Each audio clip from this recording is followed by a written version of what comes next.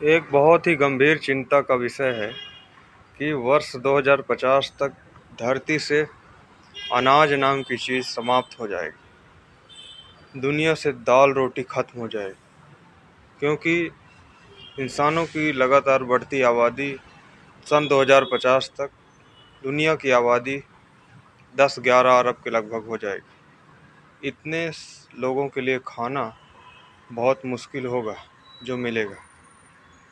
लोग अपने बाल बच्चों को बताएंगे कि रोटी भी कोई डिश थी जिसे हम खाते थे, दालें 3-4 प्रकार की होती थी जो म्यूजियम में दिखाएंगे।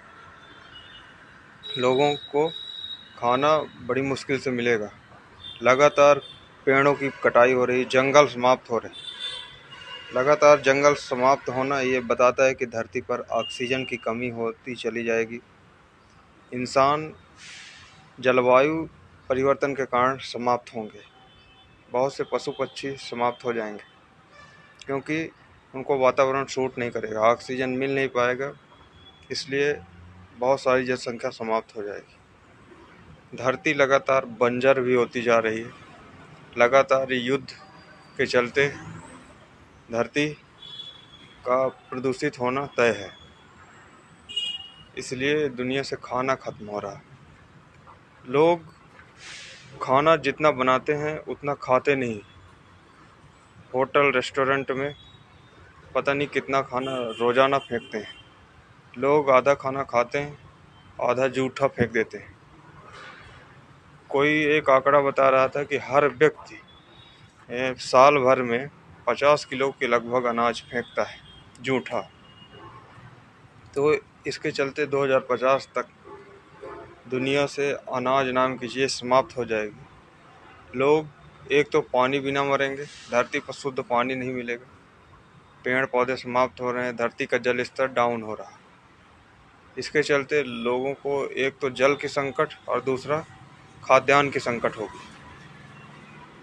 हर तरफ तबाही मचेगी। ये सब इंसानों की करतूतों के कारण हो रहा है। आज इंसान इतना लालची हो गया है कि अपने घर बनाने के लिए, फैक्ट्री चलाने के लिए, काम के लिए जंगल को लगातार काटता चला जा रहा है। पेड़ पौधे के काटने से धरती पर ऑक्सीजन और जल स्तर डाउन होता चला जाएगा। धरती पर बंजर जैसी स्थिति बनती चली जाएगी। इसलिए धरती पर खाद्यान्न नहीं उगेगा। लोगों को खाने पीने का बहुत संकट हो जाएगा। खाना पीना वहीं मिलेगा जहाँ पर धरती उपजाऊपन होगी।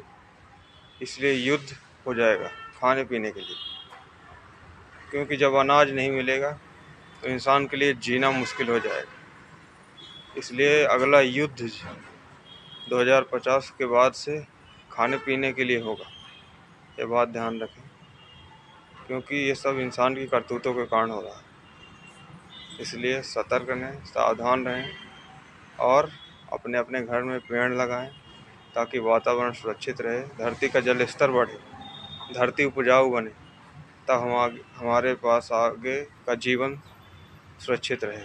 वरना जीवन जीना मुश्किल हो जाएगा। जय श्री राम।